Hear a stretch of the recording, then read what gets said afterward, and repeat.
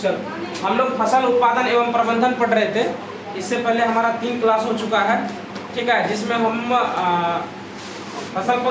कृषि पद्धतियाँ पढ़ रहे थे ना। कृषि पद्धतियाँ पढ़ रहे थे, उसमें हमने मिट्टी को तैयार करना पढ़ लिया था। उसके बाद और क्या था, मिट्टी को तैयार करने के बाद क्या था हमारा खाद एवं उर्वरक मिलाना। और उसके बाद क्या था हमारा फसलों के लगातार बढ़ने से क्या होता है, ठीक है। ये तो हमारा क्वेश्चन था, ठीक है। उसी में तो मिट्टी तैयार करना हम लोग जो समझ चुके थे, तो मतलब खाद और उर्वरक डालना भी समझ गए थे। तो उसके बाद सबसे पहले समझ लेते हैं खाद और उर्वरक में अंतर क्या होता है। क्योंकि देखो खाद और उर्वरक लिखा हुआ है तो दोनों डालते हैं, लेकिन याद रखना कि अब समझ में ये आना चाहिए कि हमारे मतलब पौधों के लिए जो है वो खाद अच्छा है या उर्वरक अच्छा है। अगर पौधों के लिए उर्वरक या खाद में से कोई एक अच्छा है, मान लो कि कुछ मतलब खाद बहुत अच्छा है, तो हमारी मिट्टी के लिए क्या अच्छा है ना। अब मान लो कि कुछ पौधों को उर्वरक डालने पर वो ज़्यादा उपयोगी साबित हो जाए। मान लो जहाँ पे हम लोग कहते हैं ना 1 मन का कट्ठा या 2 मन का कट्ठा बोलते हैं ना जी।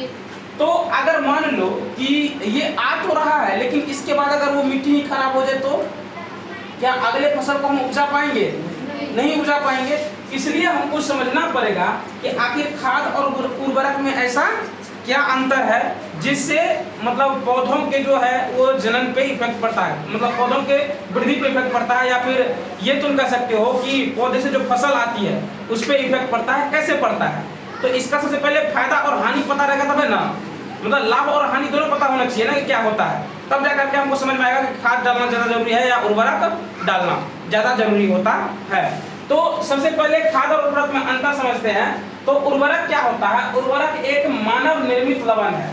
याद रखना जो उर्वरक है वो क्या है, एक मानव निर्मित लवण है। जैसे घड़ी फैक्ट्रियों में बनता है ना, जिस प्रकार से घड़ी फैक्ट्रियों में बनता है, हमारे कपड़े फैक्ट्रियों में बनता है, उसी प्रकार से उर्वरक को कहाँ बनाया जाता है, फैक्ट्रियों में तैयार किया जाता है। ये मानव निर्मित होता है, ठीक है। लेकिन वहीं पे अगर तुम खाद देखोगे तो खाद क्या है, खाद एक प्राकृतिक पदार्थ है जो गोबर एवं पौधों के अवशेष के विघटन से प्राप्त होता है। तुमने ध्यान दिया होगा जो मतलब जहाँ पे वृक्ष मतलब रोपे जाते हैं वहाँ के आसपास बहुत सारे पत्ते गिर जाते हैं, है ना, और वो पत्ते क्या होते हैं, सड़ जाते हैं, और सड़ने के बाद पुनः मिट्टी में मिल जाते हैं। तो वो क्या करते हैं, वो पत्ते जो सड़ करके फिर मिट्टी में मिल गए, वो क्या करते हैं, वहाँ के ह्यूमस को बढ़ा देते हैं, ठीक है। जैसे ही ह्यूमस बढ़ता है तो वहाँ की जो मतलब उत्पादन क्षमता है वो क्या होती है, बढ़ जाती है। उस मिट्टी की उत्पादन क्षमता क्या होती है, बढ़ जाती है। इसलिए तुम देखोगे कि बहुत ऐसे जगहों पर भी वृक्ष रहता है जहाँ पर अगर ज़्यादा मात्रा में पानी ना भी मिले तो भी वो क्या करते हैं, अच्छे ग्रो करते हैं, है ना। ध्यान दिए हो, ये बात होती है। तो क्या होता है कि ये एक प्राकृतिक पदार्थ है जो गोबर एवं पौधे के अवशेष से विघटन से प्राप्त होता है। क्या होता है कि मतलब गोबर से भी तैयार होता है। तुमने देखा होगा कि हमारे गांव में क्या होते हैं कि गांव घर में लोग क्या करते हैं कि एक जगह पे गोबर को इकट्ठा करते जाते हैं, है ना। तो वो खाद नहीं है। जब सीधा गोबर बाहर आया है तो वो खाद नहीं है, क्योंकि वो उसमें क्या होगा, कई सारी गैसें मिक्स हुई है, जिसको अगर डायरेक्ट तुम खेत में डालते तो वो हमारे लिए जहरीला साबित हो सकता है और फसल को बर्बाद कर सकता है। तो उस गोबर को कैसे डाला जाता है, तुमने देखा होगा कई दिनों तक ऐसे ही बाहर में छोड़ दिया जाता है उस गोबर को। तो उसमें क्या होता है, उसमें क्या होगा, छोटे छोटे कीड़ा और फट जाते हैं, ठीक है, जो उसको भुरभुरी टाइप बना देते हैं और उसको छूने में तुम्हें अच्छा लगेगा। जैसे मतलब जो भुरभुरी टाइप हो जाता है, खाद टाइप बन जाता है, तो उसको छूने में अच्छा लगता है, लेकिन वही तुम गोबर को छूने में खराब लगता है ना, क्योंकि गोबर में क्या होता है, कई सारी गैसें मिक्स होती है, जिसकी वजह अगर तुम उसको उठाओ ना तो तुम्हारी हाथ से बदबू करती है। लेकिन वही तुम खाद छूने के बाद बदबू नहीं करती है। रीजन क्या होता है कि उसकी सारी गैसें खत्म हो जाती है बाहर में रहने के बाद, और बच जाता है सिर्फ खाद बच जाता है, जो हमारे मिट्टी के लिए क्या होता है, काफी लाभदायक होता है। समझ में आई बात।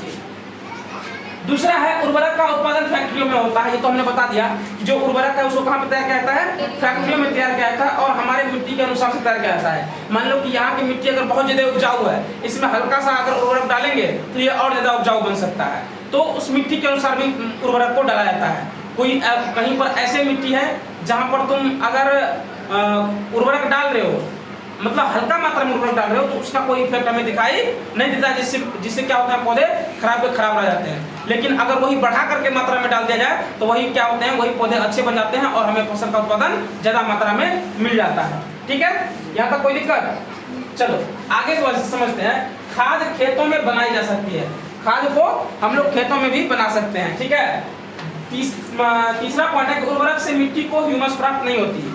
ये एक सबसे निगेटिव पॉइंट होता है उर्वरक का कि इससे मिट्टी को जो ह्यूमस है वो नहीं मिल पाता है, ह्यूमस नहीं मिल पाता है, जिससे क्या होता है कि मिट्टी की जो क्षमता होती है ना वो धीरे धीरे घटती चली जाती है, ठीक है।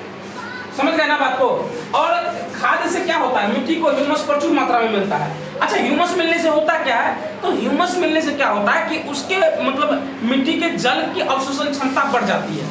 क्या होती है, मिट्टी में जल की अवशोषण क्षमता बढ़ जाती है, जिससे वो ज्यादा मात्रा में जल अवशोषित करते हैं और पौधे को अपना सांस लेने में भी ज्यादा आसानी होती है, क्योंकि वो भुरभुरी मिट्टी हो जाती है, जिससे उसे आसानी से सांस लेने में भी दिक्कत नहीं होती है, ठीक है। ठीक है, अगला है उर्वरक में पादप पोषक जैसे कि नाइट्रोजन, फास्फोरस तथा पोटेशियम प्रचुरता में होता है। तो उर्वरक में क्या आते हैं, तो नाइट्रोजन, फास्फोरस, पोटेशियम था, पोटेशियम ये सब आते हैं किसमें, तुम्हारे उर्वरक में। खाद में पादप पोषक तुलनात्मक रूप से कम होता है। मतलब खाद में जो है पादप पोषक, मतलब पादप के जो पोषक की जरूरत होती है वो उर्वरक की तुलना में कम होता है, इसलिए भी लोग उर्वरक का उपयोग करते हैं खेतों में, ठीक है ना, क्योंकि पादप पोषक ज्यादा चाहिए, है ना, इसलिए क्या करते हैं, उर्वरक का इस्तेमाल करते हैं खेतों में, ठीक है। अब खाद के लाभ क्या क्या है ना, बेनिफिट्स क्या है, खाद के बेनिफिट्स क्या है। खाद अगर डालते हैं तो उससे हमारे मिट्टी को क्या बेनिफिट्स है, या हमारे पौधे को क्या बेनिफिट्स है। तो सबसे पहली बात है कि जैविक खाद जो है उर्वरक की अपेक्षा अधिक अच्छी मानी जाती है। इसका कुछ मुख्य कारण है, मतलब ये उर्वरक की अपेक्षा में अगर तुम देखोगे इसको बहुत ज्यादा अच्छा माना जाता है। इसका कुछ कारण है, क्या कारण है, तो इससे मिट्टी की जल धारण की क्षमता में वृद्धि होती है। खाद से क्या होता है, मिट्टी में जल धारण की क्षमता बढ़ जाती है। इससे मिट्टी भुरभुरी इससे क्या होती है, मिट्टी भुरभुरी एवं संघनन हो जाती है, जिसके कारण गैस विनिमय सरलता से होता है। देखो हमने क्या बोला है कि पौधे भी सांस लेते हैं और श्वसन के लिए उन्हें क्या चाहिए, गैप चाहिए ना, गैप चाहिए। और क्या होती है कि जब हम उर्वरक डालते हैं, उर्वरक डालने से क्या होता है कि मिट्टी भुरभुरी नहीं होती है। भुरभुरी करने के लिए तुम्हें किसका इस्तेमाल करना पड़ता है, खाद का इस्तेमाल करना पड़ता है। और खाद डालने से क्या होता है, जब मिट्टी भुरभुरी हो जाती है, एक तो जल धारण क्षमता हो गया बढ़ जाती है, दूसरा क्या होता है, गैस विनिमय जो है वो आसानी से होता रहता है, ठीक है, गैस विनिमय आसानी से हो जाता है। तीसरा पॉइंट है, इससे मित्र जीवाणुओं की संख्या में वृद्धि हो जाती है। तुम्हें पता होगा कि हमने बताया है कि जो मित्र जीवाणु कहने का मतलब जो किसानों के मित्र, यहाँ पे किसान की बात कर रहे हैं, किस जीवाणु को किसानों का मित्र कहा जाता है, वो जो जीवाणु है वो क्या है, उसमें वृद्धि होती जाती है, ठीक है। और अगर उसमें वृद्धि हुई तो सिंपल सी बात है कि उपजाऊ क्षमता में क्या करेंगे, वो मदद करेंगे, है ना। अगला है, इस जैविक खाद से मिट्टी का गठन सुधर जाता है। और इस जो जैविक खाद है इससे क्या होता है, मिट्टी का गठन भी सुधर जाता है, ठीक है। अब यहाँ तक हमारा क्या था, उर्वरक और खाद में अंतर और खाद से क्या लाभ है ये समझ में आ गया। अब आगे है हमारा सिंचाई, है ना। अब हम क्या पढ़ेंगे, सिंचाई की सिंचाई क्या होता है। अब देखो सबसे मोस्ट इंपोर्टेंट पॉइंट यहाँ से जो पौधे का विकास है यही शुरू होता है। सिंचाई सबसे इंपोर्टेंट पॉइंट है किसके लिए, पौधों के लिए। अगर सिंचाई नहीं होगी, गर्मी ज्यादा हो गई तो वो सारे पौधे क्या हो जाएंगे, सूख जाएंगे, है ना। तो जीवित रहने के लिए प्रत्येक जीव को जल की आवश्यकता होती है। पौधे की वृद्धि एवं परिवर्धन के लिए जल का विशेष महत्व है। मतलब पौधे की वृद्धि और उसके परिवर्धन के लिए जो है जल का विशेष महत्व होता है, ठीक है।